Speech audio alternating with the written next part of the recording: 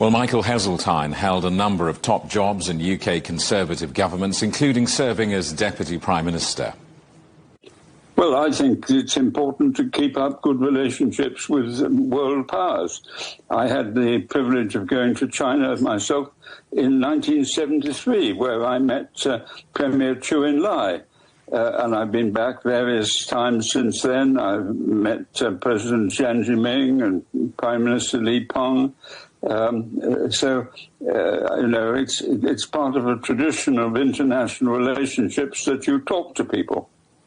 This visit is happening against the backdrop of unpredictability from the United States under President Trump. I wonder to what extent is Britain, like much of Europe, simply hedging its bets here? No, I don't think it's a question of hedging its bets. America is an important ally of ours.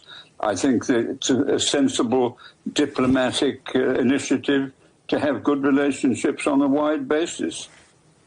Is it possible to do both? Does closer engagement with China risk straining the transatlantic relationship?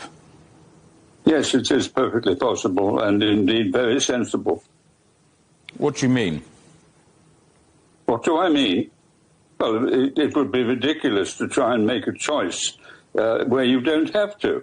There's a perfectly long record of relationship with China. We don't often always agree with the policies they pursue, but we can discuss that, and it's much healthier to have discussions than it is to have a sort of ominous silence. But Britain won't have to make a choice. No. What is the choice to be made? We are having relationships with both those important countries, as we are with the other great world power, India. And I think that diplomacy demands that you keep the dialogue open in every direction. From Beijing's point of view, what does hosting a British Prime Minister offer China at this moment? Well, it offers China a voice on the continent of Europe. We're outside the European community, which is a great mistake, but we obviously have a very important part to play in European history and in Europe's future. Our Prime Minister is widely travelled in Europe in the many issues facing Europe and domestically and on a world scale. So, I mean, it's important to recognise that the United Kingdom is an important player in the world. And my own view is clear. I wish we were part of the European community, but if we're not until we are, then it's still important to recognise the importance that we have as a nation with a great record. You've been on these kind of delegations when you were Deputy Prime Minister.